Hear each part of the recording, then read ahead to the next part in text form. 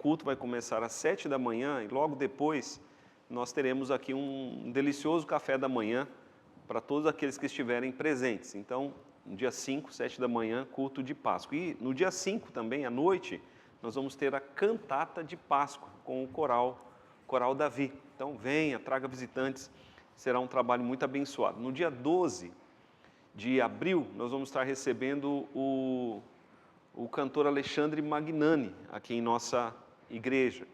Ele fará um trabalho com os ministros de louvor no domingo à tarde e à noite ele estará ministrando aqui adoração através de cânticos espirituais para a igreja. No dia 26, nós vamos ter conosco o reverendo Igor, que é pastor da Igreja Presbiteriana de Vila Prudente, em São Paulo. Então, essas serão as nossas programações do mês de abril.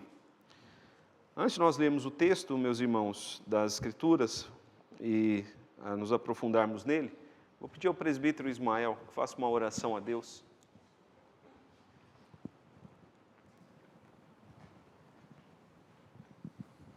Damos-te graças mais uma vez, ó Pai, por este dia, por esta escola bíblica dominical. Damos-te graças, ó Pai, pela oportunidade que temos de estar na Tua casa, estudando a Tua palavra, ó Deus. Consagramos e entregamos este momento em Tuas mãos, pedindo a Tua direção, a direção do Teu Santo Espírito, para o Teu servo que vai nos trazer o estudo, para todos os professores que estarão ministrando a aula nos demais departamentos desta IBD, e a todos nós que estaremos ouvindo, Senhor. Pedimos a direção do Teu Santo Espírito sobre as nossas vidas. Abençoa o restante deste dia que é dedicado ao Senhor. Em nome de Jesus que nós oramos. Amém. Amém. Meus irmãos, todos animados para compreendermos o Evangelho de João e levarmos essa mensagem a outras pessoas, porque essa é a nossa intenção, né? Sermos edificados pelas Escrituras e proclamarmos as Escrituras. Não é um conhecimento somente para nós, mas um conhecimento a ser compartilhado. Então, vamos estar estudando, né, o Evangelho de João. Você que recebeu o material, peço que você esteja trazendo esse material para a escola dominical, preenchendo esse material e se preparando, orando, para quem sabe compartilhar esse material com outras pessoas. Meus irmãos, nós vamos ler aqui o Evangelho de João, capítulo 3, do verso 1 até o versículo de número 21.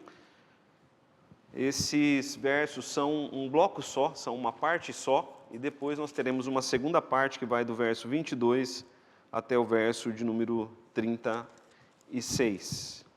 Nosso material aí prioriza os 21 primeiros versículos. João capítulo 3, vou fazer uma leitura, depois farei uma leitura explicativa, depois nós responderemos o questionário, né, do nosso material de evangelização. Havia entre os fariseus um homem chamado Nicodemos, um dos principais judeus. Este de noite foi ter com Jesus e lhe disse: Rabi, sabemos que és mestre, vindo da parte de Deus, porque ninguém pode fazer estes sinais que tu fazes, se Deus não estiver com ele. A isto respondeu Jesus: em verdade te digo, se alguém não nascer de novo, não pode ver o reino de Deus. Perguntou-lhe Nicodemos: como pode um homem nascer sendo velho? Pode, porventura, voltar ao ventre materno e nascer segunda vez? Respondeu Jesus: em verdade te digo, quem não nascer da água e do Espírito não pode entrar no reino de Deus. O que é nascido da carne é carne, o que é nascido do Espírito é Espírito. Não te admires de eu te dizer, importa-vos nascer de novo. O vento sopra onde quer, ouves a sua voz, não sabes de onde vem nem para onde vai, assim é todo aquele que é nascido do Espírito. Então lhe perguntou Nicodemos: como pode suceder isso? Acudiu Jesus: tu és mestre em Israel e não compreendes essas coisas? Em verdade te digo, que nós dizemos o que sabemos e testificamos o que temos visto, contudo não aceitais o nosso testemunho. Se tratando de coisas terrenas não me credes, como crereis se vos falar das celestiais? Ora, ninguém subiu ao céu, senão aquele que de lá desceu, a saber, o Filho do Homem que está no céu. E do modo porque Moisés levantou a serpente no deserto, assim importa que o Filho do Homem seja levantado, para que todo o que nele crê tenha a vida eterna. Porque Deus amou o mundo de tal maneira que deu o seu Filho unigênito, para que todo aquele que nele crê não pereça, mas tenha a vida eterna. Porquanto Deus enviou o seu Filho ao mundo, não para que julgasse o mundo, mas para que o mundo fosse salvo por ele. Quem nele crê não é julgado, o que não crê já está julgado, porquanto não crê no nome do unigênito Filho de Deus. O julgamento é este, que a luz veio ao mundo e os homens amaram mais as trevas do que a luz, porque as suas obras eram más. Pois todo aquele que pratica o mal aborrece a luz e não se chega para a luz, a fim de não serem arguidas as suas obras. Quem pratica a verdade aproxima-se da luz, a fim de que as suas obras sejam manifestas, porque feitas em Deus. Então, meus irmãos, todos esses 21 versículos fazem parte do diálogo de Jesus com Nicodemos. Vamos olhar ali para os primeiros versos, vamos fazer uma leitura explicativa do texto. O versículo de número 1 nos mostra que havia entre os fariseus um homem chamado Nicodemo, um dos principais dos judeus. Os fariseus eram uma seita religiosa daqueles dias.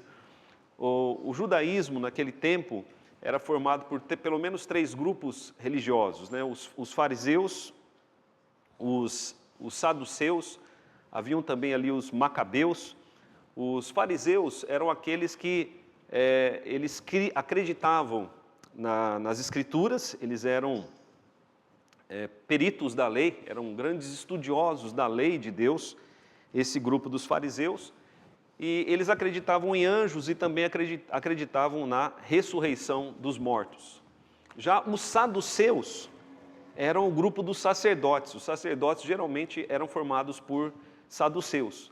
E os saduceus, eles não acreditavam nem em anjos, nem na ressurreição dos mortos. Já os macabeus, eles acreditavam que Israel deveria usar da força, da guerra, para tomar posse, né, do poder, e alguns macabeus, por vezes, se levantaram contra o Império Romano. Então, Nicodemos, ele era um fariseu, ele era um estudioso da lei, um perito da lei. Esqueci de mencionar aqui também os escribas, que eram copistas da lei do Senhor. Mas os fariseus, eles eram peritos na lei, eles conheciam a lei de Moisés, eles observavam a lei de Moisés rigorosamente. Então, Nicodemos fazia parte desse grupo. E veja ali o versículo de número 1, diz que ele era um dos principais dos judeus. Isso significa que ele fazia parte do Sinédrio. O Sinédrio era um grupo de cerca de 120 homens que julgava aqueles que cometiam crimes contra a lei de Moisés. Então, Nicodemos, ele era um dos principais dos judeus, ele fazia parte ali do Sinédrio. Ele foi ter com Jesus, veja o verso de número 2, ele foi ter com Jesus de noite. Haverá muitas especulações, né, porque ele foi ter com Jesus de noite. Alguns vão dizer que é porque ele não queria ser visto por ninguém. Na verdade, meus irmãos, nós não sabemos. Talvez era o horário que ele podia ali ir ter com Jesus, porque ele era um homem muito ocupado. O fato é que quando ele se aproxima de Jesus, esse fariseu Nicodemos, lembrando que os fariseus, eles eram contra o ministério de Jesus e que aqueles que compunham o Sinédrio, eles eram contra também o ministério de Jesus. Então, o fato de Nicodemos ir até Jesus é espantoso. Por quê? Porque mostra que alguns dos fariseus estavam crendo em Jesus. E veja como Nicodemos trata Jesus. Primeiramente, ele chama Jesus de mestre. Veja ali o versículo de número 2. Ele diz rabi. A palavra rabi significa mestre. Ele chama Jesus de mestre. Mestre, rabi, mestre. Sabemos que és mestre vindo da parte de Deus. Então, ele reconhece que Jesus é alguém que vem da parte de Deus. Por quê? Ele responde, verso de número 2. Porque ninguém pode fazer estes sinais que tu fazes se Deus não estiver com ele. Então aqui, meus irmãos, nós temos 3 coisas importantes nesse versículo. Porque Nicodemos, 4 coisas importantes. Nicodemos reconhece que Jesus é mestre, que ele é um mestre, que ele veio da parte de Deus. Nicodemos reconhece que os milagres de Jesus são sinais.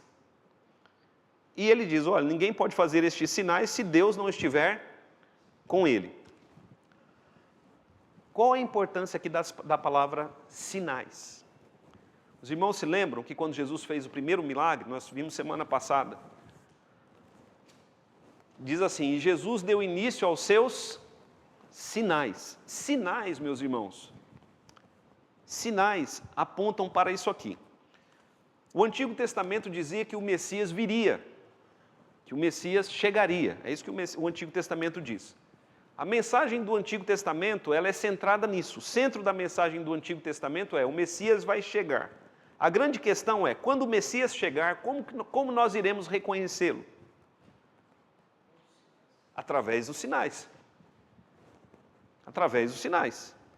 E Deus, ele vai dizer lá no Antigo Testamento, olha, os sinais para reconhecer o Messias são esses aqui.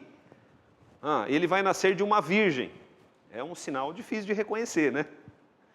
Mas ele vai fazer outras coisas. Ele vai curar cegos de nascença, milagre que ninguém havia feito. Ele ressuscitará mortos, ele purificará leprosos. Ele fará coxos andarem.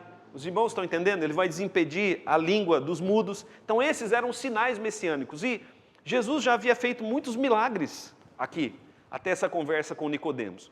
João não registrou todos, nem em ordem cronológica. O fato é que Nicodemos reconhece os sinais que você tem feito, os milagres que você tem feito. Só Deus estando com a pessoa para que alguém possa fazer coisas assim, como você tem feito. Vejam o que Jesus diz a Nicodemos, verso de número 3. Porque, de certa forma, meus irmãos, Nicodemos estava fazendo o quê? Estava bajulando a Jesus, não é? Estava ali, numa conversa com Jesus, de certa forma até bajulador. Olha, eu sou um fariseu, você sabe que os fariseus, né, não aceitam muito aí a sua pessoa, mas eu reconheço. Agora, Jesus não diz para Nicodemos, Nicodemos, estamos juntos, né? É isso aí, Nicodemos. Não, Jesus, ele chama a atenção de Nicodemos para algo que Nicodemos realmente precisava, que era uma vida e um coração transformado. Porque se Jesus fosse um homem comum, Jesus diria assim para Nicodemos, Nicodemos, você é um fariseu, olha, eu preciso do seu apoio, dá uma força lá, né, no grupo lá do Sinédrio. Não, Jesus disse para Nicodemos, Nicodemos, você precisa de conversão, você precisa de salvação. Embora você conheça a lei, você é alguém que está perdido. Jesus, meus irmãos, foi no âmago do orgulho do fariseu. Veja o que Jesus diz ali para ele no verso de número 3. A isso respondeu Jesus, em verdade te digo, se alguém não nascer de novo, não pode ver o reino de Deus. Essa expressão aqui que aparece, em verdade, grife essa expressão se você puder, se você tiver aí uma régua, porque essa expressão vai aparecer pelo menos 3 vezes nesse texto, e essa expressão significa solenemente eu te digo. Em verdade te digo, literalmente significa de forma solene eu te digo. Se alguém não nascer de novo, não pode ver o reino de Deus. Meus irmãos, nascer de novo, a palavra que aparece aqui como nascer de novo, significa ser recriado. Se alguém não for recriado, se alguém não nascer de novo, não pode entrar no reino de Deus. Então, isso vale para qualquer pessoa, é uma regra espiritual para qualquer pessoa. Quem quer ser salvo, precisa nascer de novo. E, meus irmãos, é muito interessante isso, porque vai muito além de conhecer a lei. Porque os judeus, olha quem estava conversando com Jesus, um fariseu, um dos principais de Israel. E esse fariseu era um praticante da lei, ele obedecia lá os 10 mandamentos de ponta a ponta. Ele obedecia a lei, mas Jesus diz, olha, não basta obedecer a lei, é preciso nascer de novo, senão você não vai entrar no reino de Deus. Isso é um ponto importante para nós, porque mostra que muitas pessoas estão dentro da igreja, mas estão fora do reino. Não basta estar dentro da igreja, é preciso verificar se há um novo nascimento. Os irmãos estão compreendendo? Amém, irmãos? Estão compreendendo? Você já nasceu de novo? Veja ali a pergunta de Nicodemos. Como pode um homem nascer, verso 4? Como pode um homem nascer sendo velho? Pode, porventura, voltar ao ventre materno e nascer segunda vez? A gente não sabe se Nicodemos fez essa pergunta de maneira séria, ou se ele estava perguntando, dizendo para Jesus, como é que é isso, né? Como pode ser isso? De maneira até irônica. O fato é que Jesus responde para Nicodemos. Respondeu Jesus. Veja aí que aparece segunda vez a expressão solenemente. Como Jesus estivesse dizendo, olha, estou falando com você de maneira solene. Em verdade te digo, quem não nascer da água e do Espírito não pode entrar no reino de Deus. Aqui Jesus começa a nos explicar como acontece o novo nascimento. É pela água e pelo Espírito. A água aí, meus irmãos, é uma representação, um apontamento ao batismo. Mas Jesus diz, é pela água, mas é também pelo Espírito, é no poder do Espírito Santo. Isso é somente no poder do Espírito Santo. Somente no poder do Espírito Santo alguém pode nascer de novo. E somente aqueles que nascem do poder do Espírito Santo é que podem entrar no reino de Deus. Vá lá para o capítulo 1, versículo de número 12. Aliás, versículo de número 13.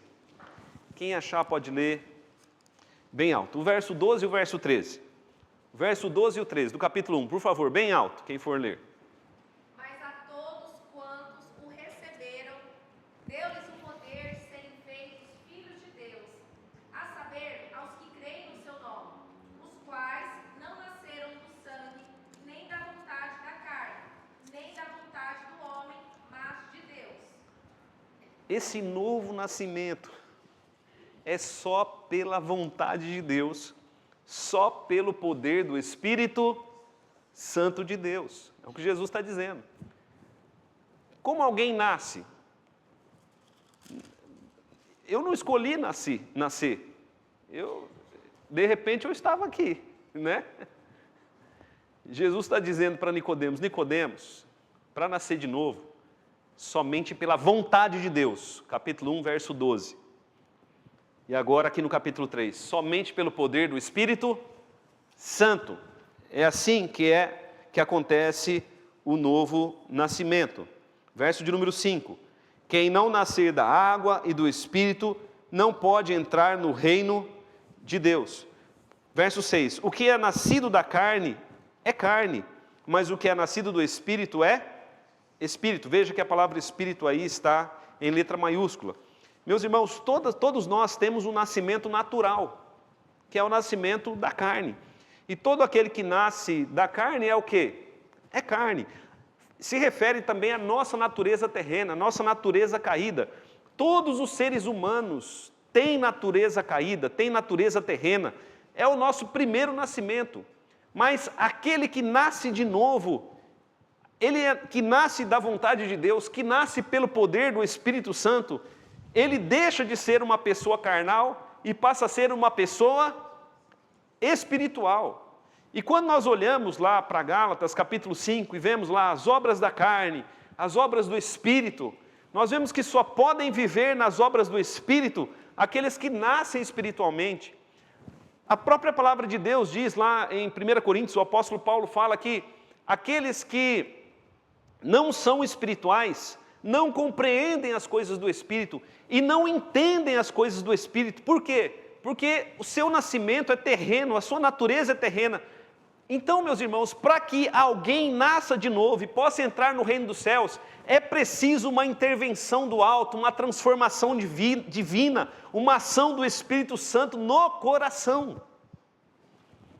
Quando nós olhamos lá para Ezequiel, nós vemos que Deus diz lá em Ezequiel que Ele vai colocar a sua lei em nossos corações, que Ele vai tirar de nós o coração de pedra e vai colocar em nós o coração de carne. Todo o texto lá mostra que Deus é o agente E nós somos completamente passivos nisso. Deus é o agente soberano. E Ezequiel nos mostra aqui o transplante, né? Como um transplante de coração. Transplante de coração, a pessoa pode transplantar um coração nela mesma? Não. É preciso uma junta médica, né? Para que seja realizado um transplante.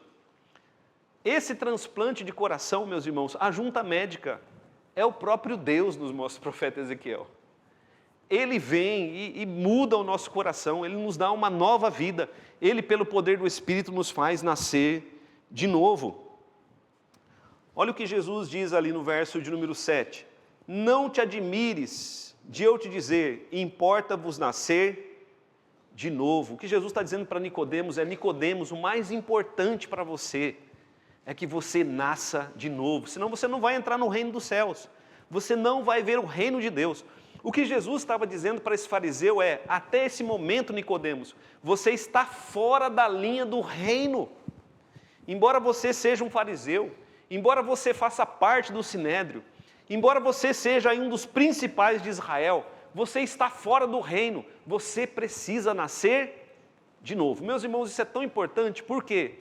Mostra que aqueles que nasceram na igreja, porque às vezes a gente acha, né? Porque eu nasci na igreja, eu estou salvo. Mas lembra o que diz o texto lá, capítulo 1, verso 12? Os filhos de Deus, não é por linha sanguínea, não é porque meu pai era crente, não é pela vontade da carne, não é pela vontade do homem, mas é pela vontade de todos devem buscar o novo nascimento. Todos devem buscar essa experiência com Deus do novo nascimento. Nicodemos, você precisa nascer de novo. E aí nós devemos nos perguntar, né? Será que eu preciso nascer de novo? Verso de número 8. O vento sopra onde quer. Ouves a sua voz, não sabes de onde vem nem para onde vai. Assim é todo aquele que é nascido do Espírito. Então, Jesus já mostra aqui, né, que o Espírito Santo, ele sopra onde quer, e ninguém pode controlar a ação do Espírito, nem o poder do Espírito. Aonde ele quer, ele sopra e ele traz nova vida, e ele traz nova vida naquelas pessoas que nós imaginamos, essa pessoa não vai nascer de novo, e ali o Espírito Santo sopra e aquela pessoa nasce de novo. E algumas pessoas a gente acha que não, essa pessoa vai se converter e ela não se converte, porque a conversão, o novo nascimento é uma obra exclusiva do Espírito Santo. Verso de número 9. Então lhe perguntou Nicodemos, como pode suceder isso? Como é que isso acontece, né? Já é a segunda vez que Nicodemos faz essa pergunta. Como que isso acontece? Jesus respondeu, você é mestre em Israel e não compreende isso? Em verdade te digo, em verdade te digo, é a terceira vez que aparece aí a expressão, né? Solenemente, né? Em verdade te digo, solenemente te digo, nós dizemos o que sabemos e testificamos o que temos visto, contudo não aceitais o nosso testemunho. Aqui Jesus confronta Nicodemos mais uma vez, por quê? Porque Jesus está dizendo assim para Nicodemos, Nicodemos, diante de tudo que você tem visto, os sinais messiânicos, você ainda, e vocês fariseus, ainda não aceitam o meu testemunho, né? O testemunho de que eu sou o Messias. Verso 12, se tratando de coisas terrenas, não me credes, como crereis se vos falar das celestiais? E aí Jesus diz algo celestial para Nicodemos. Versos 13 e 14. Ora, ninguém subiu ao céu, senão aquele que de lá desceu, a saber, o Filho do Homem que está no céu. O que Jesus está dizendo para Nicodemos é o seguinte, Nicodemos, eu desci do céu, eu vim de lá, eu estava lá, é de lá que eu vim. Jesus está dizendo, olha, eu não surgi daqui, eu não nasci aqui, porque nós nascemos aqui, não é, meus irmãos? Jesus está dizendo, olha, eu vim de lá. Capítulo 1, verso 1. Capítulo 1, verso 1 de João. No princípio era o Verbo estava com Deus e o Verbo era Deus. Então, quem é Jesus? Ele era o Verbo que estava lá no princípio com Deus, e esse Verbo, né, era Deus. Verso de número 14, capítulo 1, verso 14. E o Verbo se fez carne e habitou entre nós. Isso significa que Jesus ele deixou a sua glória e veio habitar entre... Então Jesus está dizendo para Nicodemos, Nicodemos, eu vim do céu, Nicodemos. É de lá que eu vim. Verso 14. Jesus vai dizer o propósito da sua vinda para Nicodemos. E do modo porque Moisés levantou a serpente no deserto, assim importa que o Filho do Homem seja levantado para que todo que nele crê tenha vida eterna. Bom, Moisés teve um tempo que o povo de Israel estava desobedecendo a Deus, o povo estava murmurando contra Deus, o povo estava se queixando contra Deus. Naquele tempo da peregrinação dos 40 anos de Moisés com o povo de Israel no deserto. E Deus, para castigar o povo e para levar o povo à conversão, Deus enviou serpentes, que eram serpentes terríveis, serpentes que mordiam as pessoas e as pessoas morriam. Então muitos israelitas começaram a morrer no deserto. E o povo então começou a orar a Deus, Deus, a gente está morrendo aqui nesse deserto com a mordidura dessas serpentes. Isso é um exemplo, né, uma analogia. Por quê? Como nós passamos a morrer, meus irmãos? Através da mordidura da serpente, não é? O diabo, de certa forma, ele nos picou e nós ficamos infectados pelo veneno do pecado, e aí, por causa do pecado, nós passamos a morrer, porque o salário do pecado é a morte.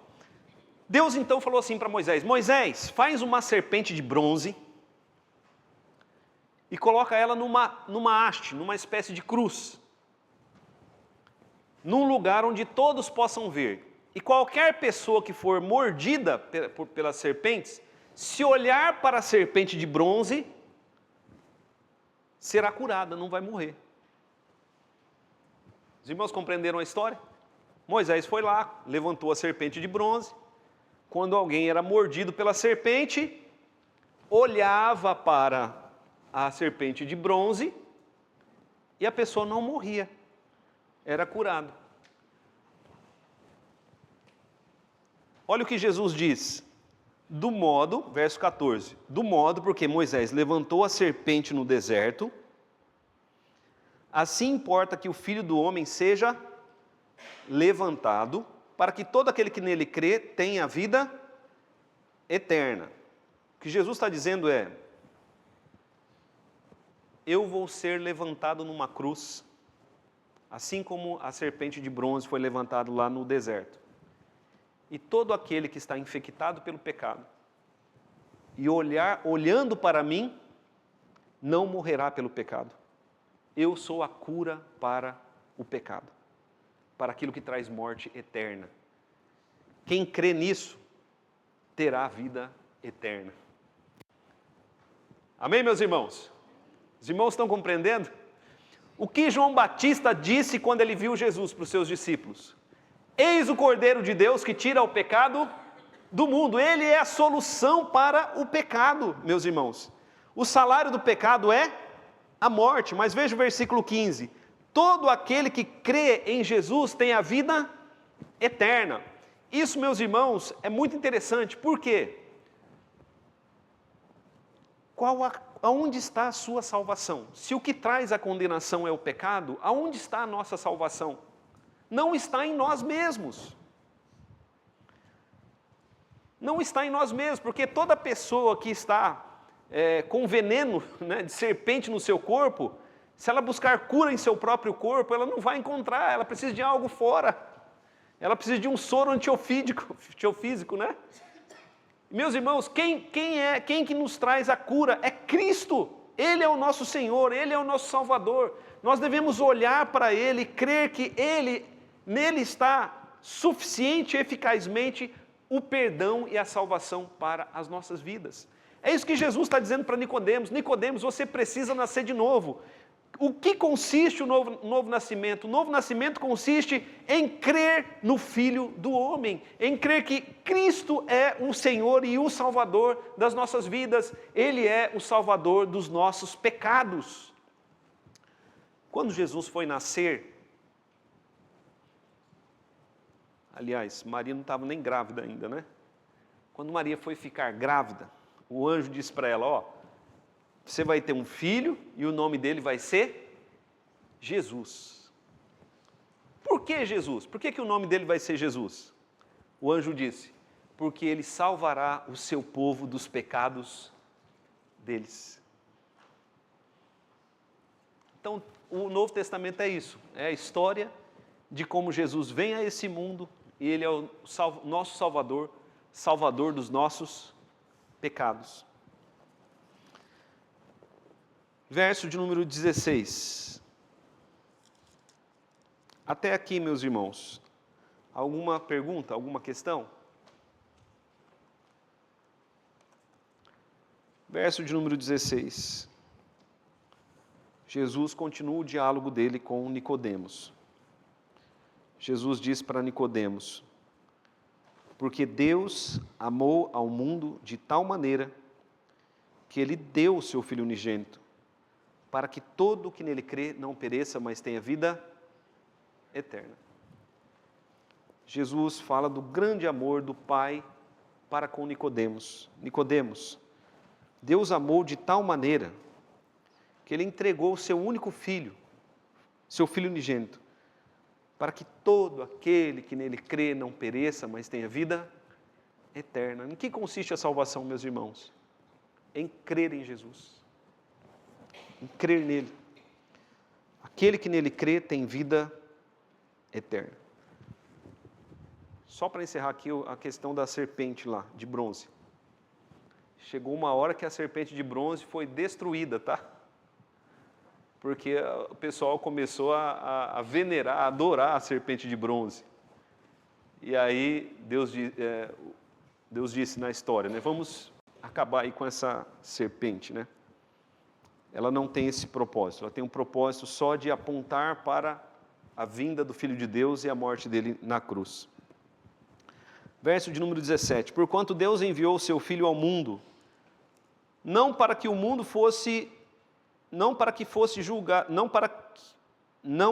julgasse o mundo, mas para que o mundo fosse salvo por ele. Então, por que Jesus veio ao mundo? Jesus não veio ao mundo para estabelecer um tribunal. Jesus veio ao mundo para nos mostrar a sua graça e a sua salvação. Só que há um detalhe aqui importante, meus irmãos. Uma moeda, ela tem dois lados, não tem? E a vinda de Jesus tem dois lados. Porque, primeiramente, Jesus veio para demonstrar o seu amor e a sua salvação. Só que a Bíblia fala que na segunda vinda, que ele vai voltar segunda vez, ele virá para estabelecer um tribunal.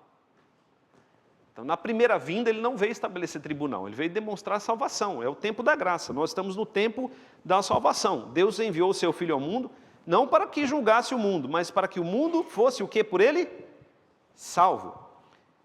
No que consiste a salvação? Verso 18. Quem nele crê não é julgado, o que não crê já está julgado, porquanto não crê no nome do unigênito Filho de Deus. Então, aqui Jesus está dizendo, quem crer em Cristo não vai passar pelo julgamento, pelo tribunal, na segunda vinda, mas quem não crê em Cristo vai passar por esse tribunal.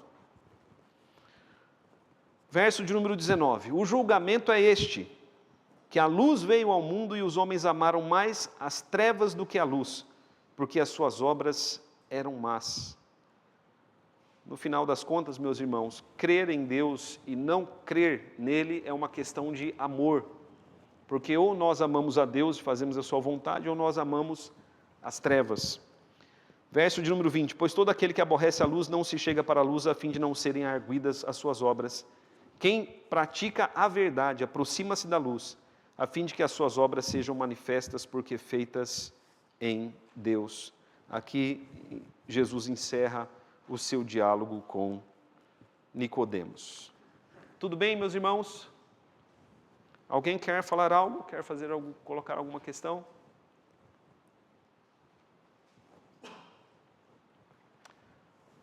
Então vamos lá. Este capítulo registra o encontro de Jesus com um fariseu chamado Nicodemos, um dos principais líderes religiosos, políticos dos judeus, estudioso, mestre da lei de Moisés. Também fazia parte do Sinédrio. Após a leitura deste capítulo, leia novamente os versos 3 a 7 e responda.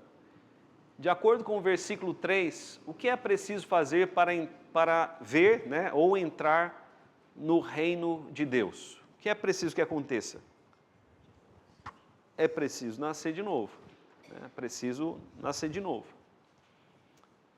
É preciso ser recriado por Deus, ser nova criatura. Nova criatura. Nascer de novo aí também aponta para uma nova criação. Uma criação espiritual. E o que significa nascer de novo? Resposta ali dos versos 5 e 6. Nascer da água, do batismo e do Espírito, pelo poder do Espírito Santo. Por que Jesus fala assim, fala do nascimento da água? Porque é algo público, algo público. Se Nicodemos foi buscar a Cristo de noite porque queria que ninguém visse, Jesus diz, olha, você precisa assumir a sua fé publicamente. E o novo nascimento, Nicodemos, só no poder do Espírito Santo. E aí, meus irmãos, a gente sempre clama, quando a gente tem alguma coisa para mudar na nossa vida, nós precisamos do quê? Clamar ao Espírito Santo. Porque só Ele pode mudar os nossos corações, só o Espírito Santo pode mudar nossa mente e o nosso coração. Novo nascimento tem a ver com mudança de mente, mudança de coração. Arrependimento é isso. Arrependimento, uma das palavras, porque no português só tem uma palavra para arrependimento, que é arrependimento. Mas no texto original bíblico são 4 palavras para arrependimento. Uma palavra para arrependimento é metanoia, que significa mudança de mente. A gente fala, do pessoal que está na rua aí, drogado, os noiados. O que é noiado? É estar com a mente bagunçada, Isso é noiado, está com a mente bagunçada. O Espírito Santo, ele vem e muda a nossa mente. Ele muda a nossa mente. Muda a nossa volição, a nossa disposição para fazermos a obra de Deus. O que o homem deve fazer para ser salvo e receber a vida eterna? Versos 14 e 15 do capítulo 3. Deve olhar para Jesus. Deve olhar para a obra que Jesus realizou na cruz e crer que ali está a cura para o veneno do pecado. Crer que o sacrifício de Jesus na cruz foi suficiente e eficaz para remover de nós o veneno da morte do pecado. Veneno esse que de outra maneira não pode ser removido. Meus irmãos, Deus não deu muitas opções. Deus só deu uma opção, Cristo. É preciso crer nele. Todo aquele que nele crê tem a vida eterna. O Evangelho de João vai repetir isso, várias vezes. Creia em Jesus, creia nele, e você terá a vida eterna. Mas aí nós temos que pensar, crer em Cristo, em que sentido? Crer nele como? Porque dizer creia em Cristo é algo muito genérico. É crer que Ele é o único suficiente Salvador. Crer que Ele é o único mediador entre Deus e os homens. Crer que Ele é o único que pagou o preço pelo nosso pecado e pela nossa salvação. É descansar nele para a salvação.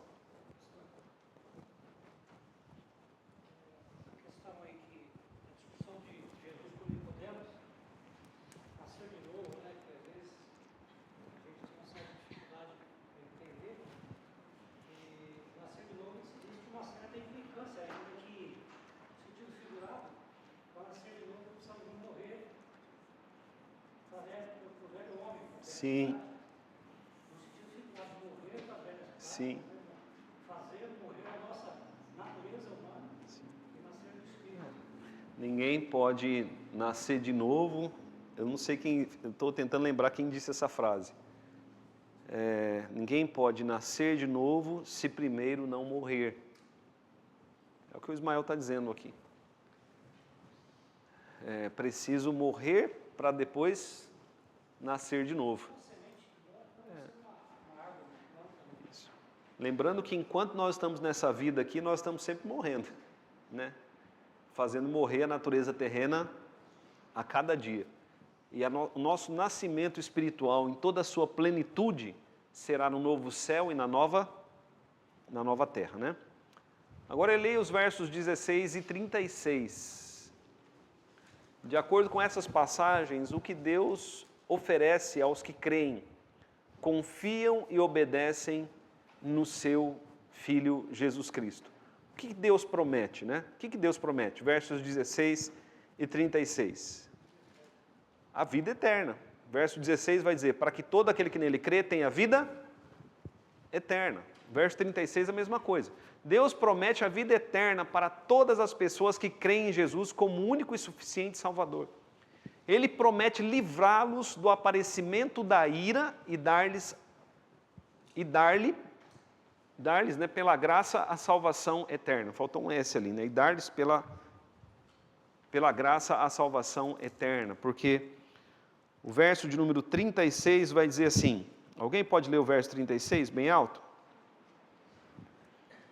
Por isso quem crê no Filho tem a vida eterna, e que todavia se mantém rebelde contra o Filho não verá a vida, mas sobre ele permanece a ira de Deus. Olha esse versículo, a gente tem que prestar atenção na força das palavras, porque a nossa tendência é escutar só o que a gente quer escutar, e não escutar o que Deus disse.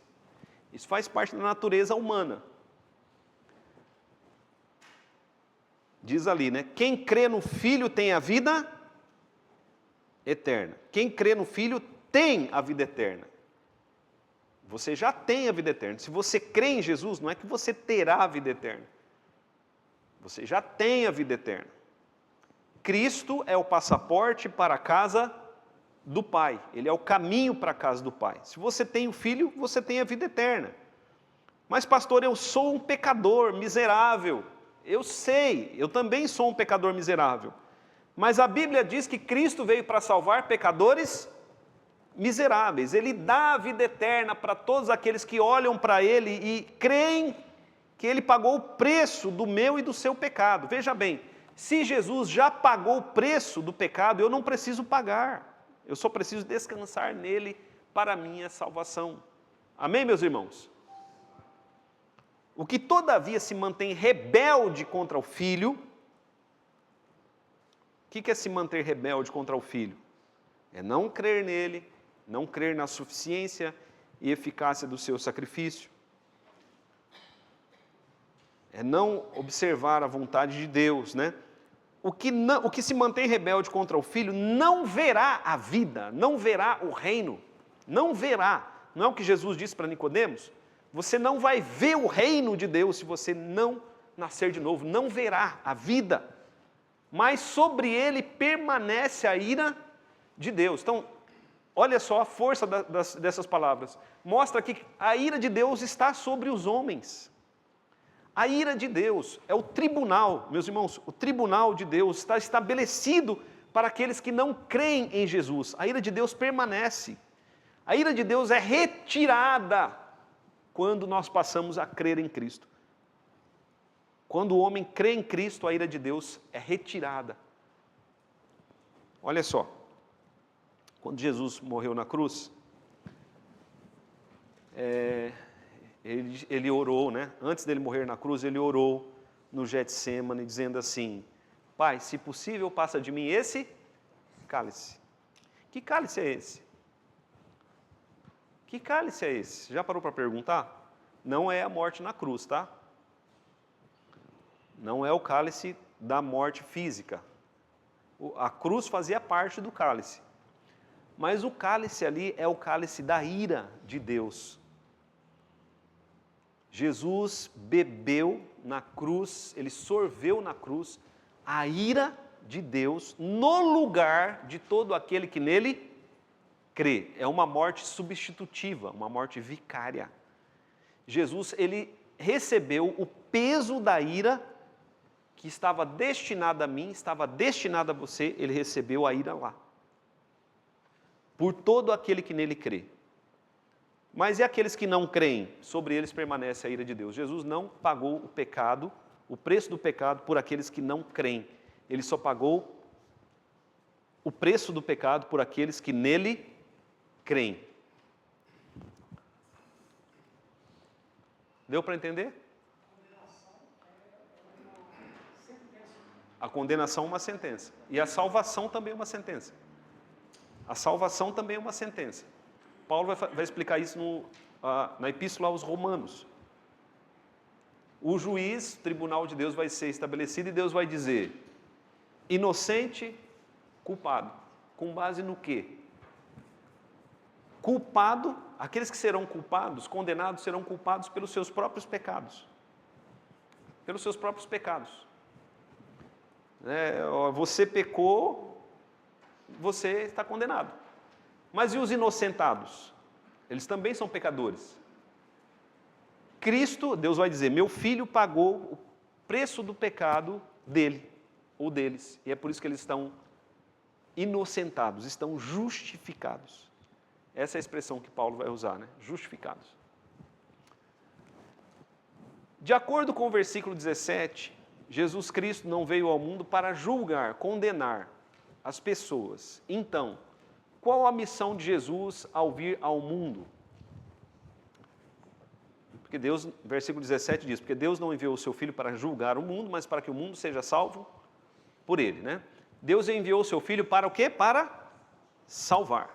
Lembrando lá dos dois lados da moeda, né?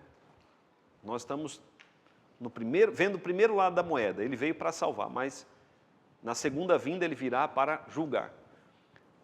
Porque muitas pessoas são condenadas por Deus, aliás, porque muitas pessoas são, né, ou serão condenadas por Deus, segundo os versículos 18 até o 21.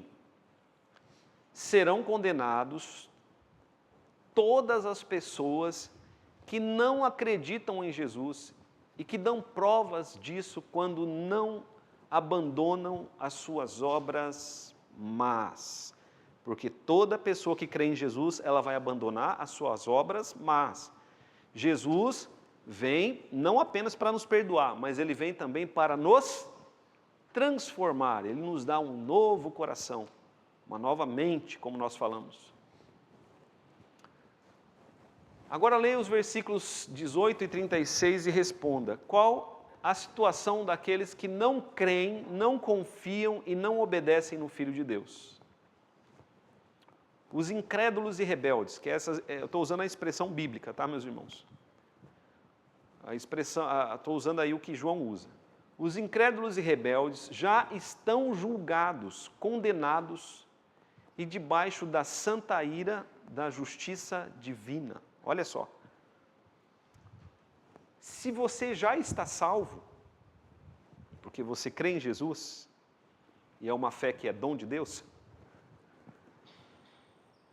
aqueles que não creem já estão condenados. Mas como assim?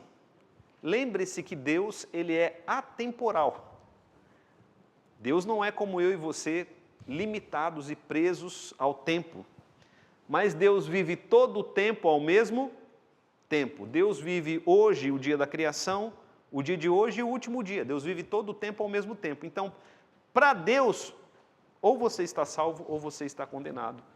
Deus já vive o dia da salvação e o dia da condenação.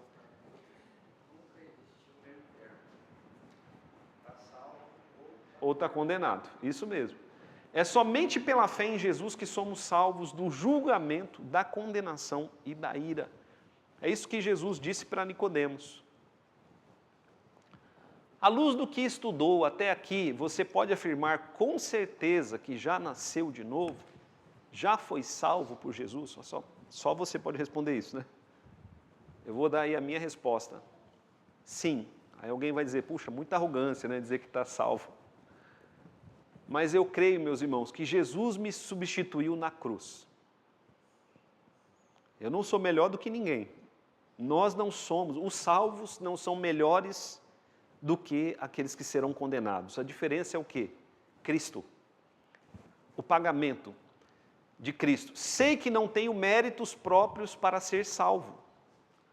Sei que mesmo a minha fé não provém de mim, é dom de Deus. Minha certeza da salvação não está em nada de bom que Deus possa encontrar em mim. Olha só. Minha certeza da salvação não está em nada de bom que Deus possa encontrar em mim. Essa certeza descansa em Jesus como meu representante. Ele morreu por mim. Você crê de todo o coração que Jesus Cristo é o Filho de Deus? Seu Salvador? Sim, eu creio. Quem crê, confessa, né? Com o coração, Romanos capítulo 10, versos 8 a 10.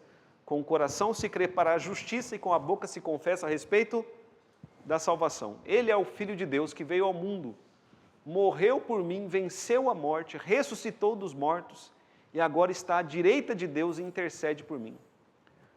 Por ser Deus, Ele é o meu Senhor e lhe devo obediência, serviço e culto. Por ser Salvador, Ele fez e faz todo o necessário para a minha salvação e nele eu descanso.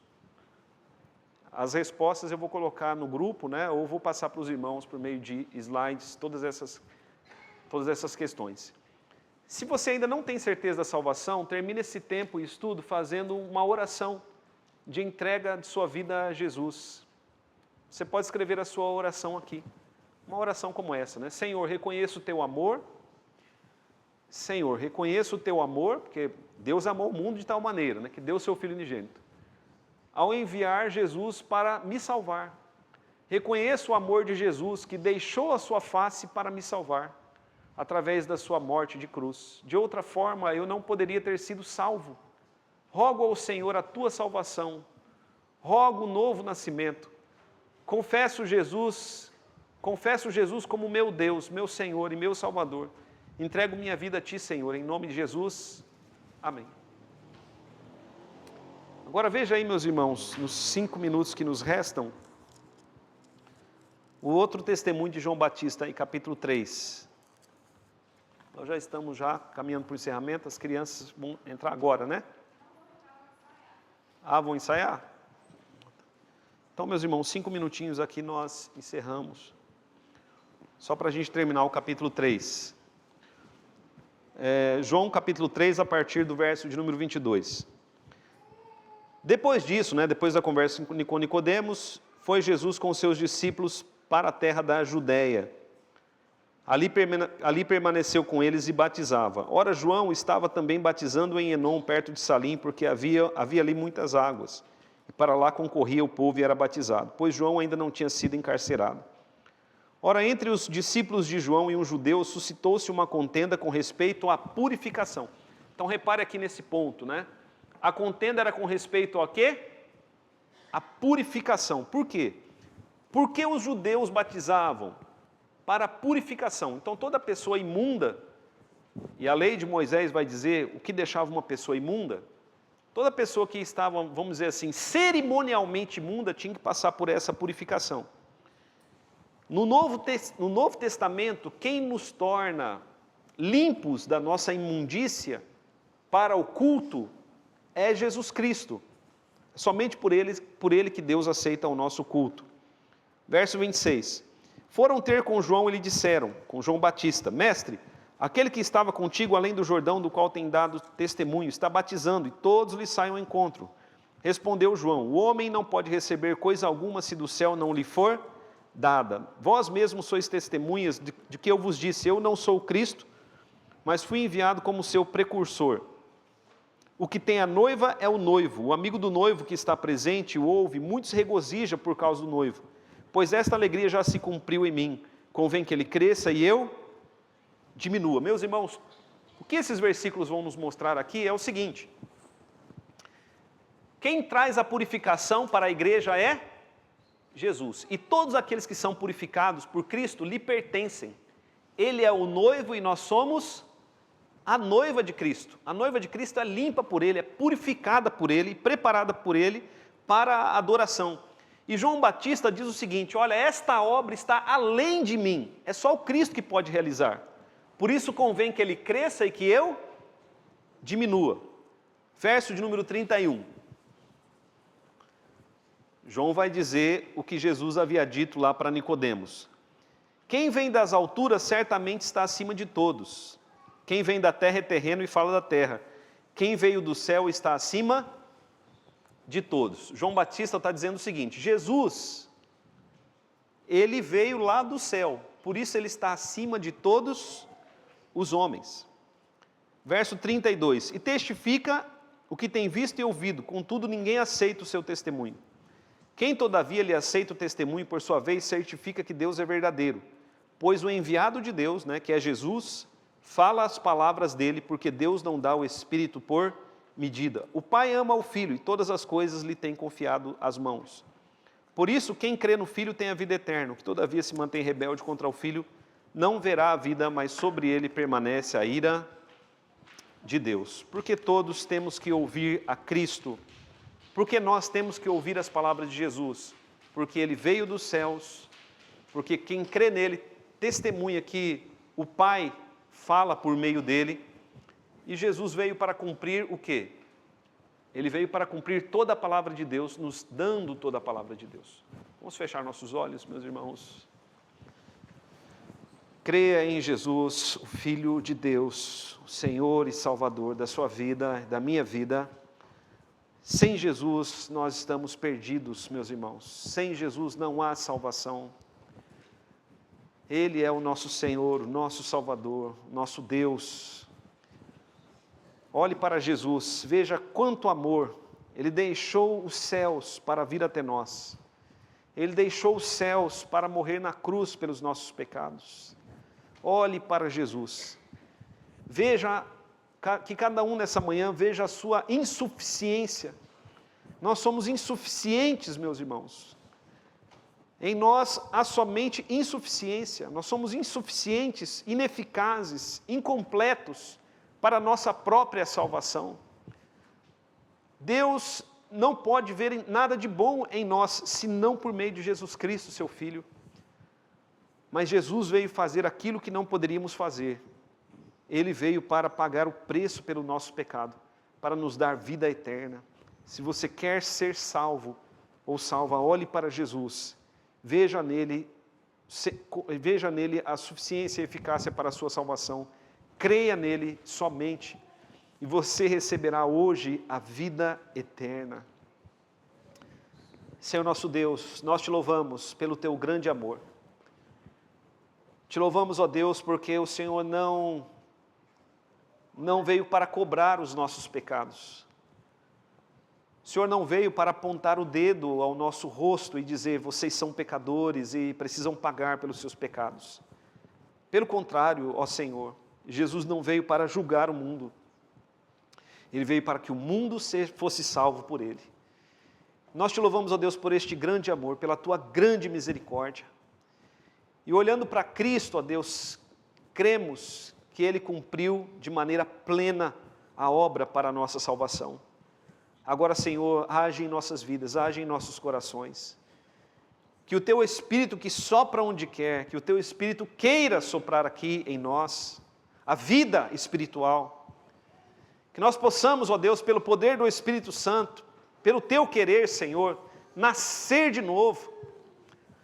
O apóstolo Paulo diz: não depende de quem quer, nem de quem corre, mas de Deus usar a sua misericórdia. Então, Senhor, sê misericordioso para conosco, porque a Tua palavra diz também que todo aquele que invocar o nome do Senhor será salvo. A Tua palavra diz: vinde a mim cansados e sobrecarregados, eu vos aliviarei. E aqui, Senhor, estamos nós.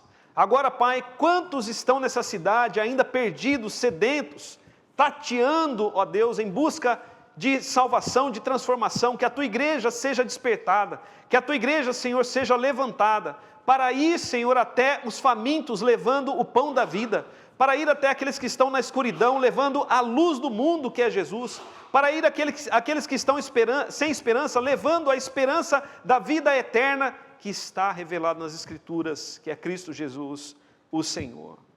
Ó Deus, desperta nossos corações, nossas almas. Em nome de Jesus nós oramos. Amém.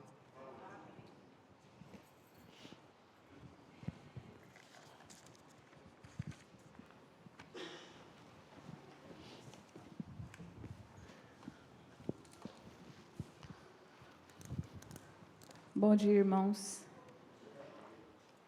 O recado da diaconia: alguém esqueceu um molho de chave no vaso de flor lá fora. Natália. Essa chave é da Natália, eu acho. Já achamos. Falei.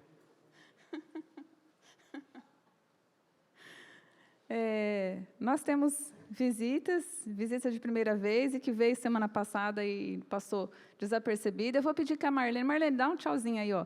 A Marlene é secretária da Sala Dorcas. Então, quando vocês virem alguma visita das mulheres, avisa a Marlene.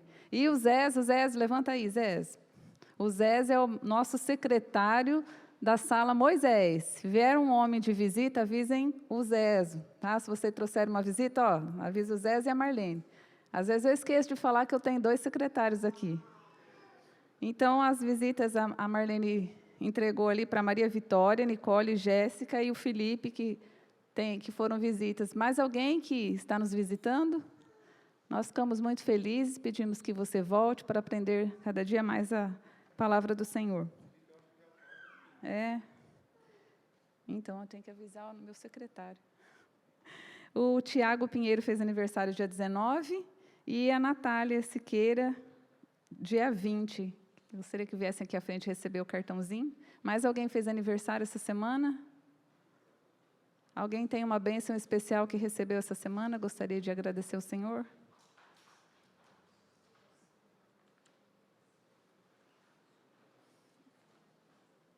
Alguém ainda não recebeu, é aluno da escola dominical e não recebeu o livrinho do pastor? 1, 2, 3, 4, 5, 6.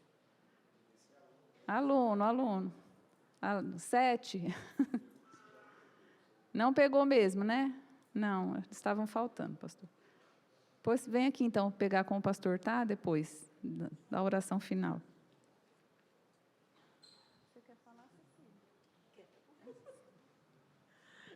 Eu estou aqui, agradecendo a Deus pelo aniversário do Rinaldo, que foi membro dessa igreja, presbítero, foi nascido e criado aqui, Quando nasceu, ele, a Meire, Então, meu pai que orava por eles, Aí já a Gislene e a Aline, o Lagomar não orava, mas eu fazia ele ler um trecho da Bíblia, Então, vamos todos aqui, graças a Deus.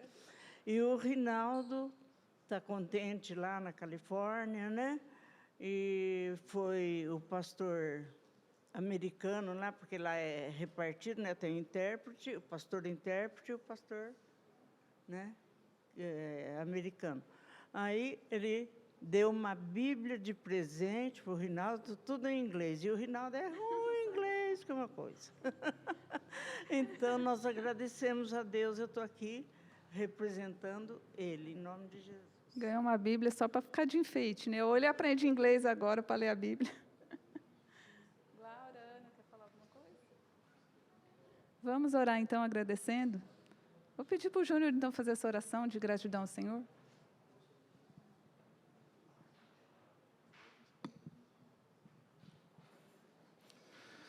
Senhor, nosso Deus, nosso Pai, nós te somos gratos, Jesus, porque o Senhor é Deus maravilhoso, o Senhor é Deus conosco, é Deus que cuida de nós, é Deus que nos abençoa, é Deus que nos sustenta, e nós te agradecemos, ó Pai, por essas pessoas aqui à frente, nesta manhã, graças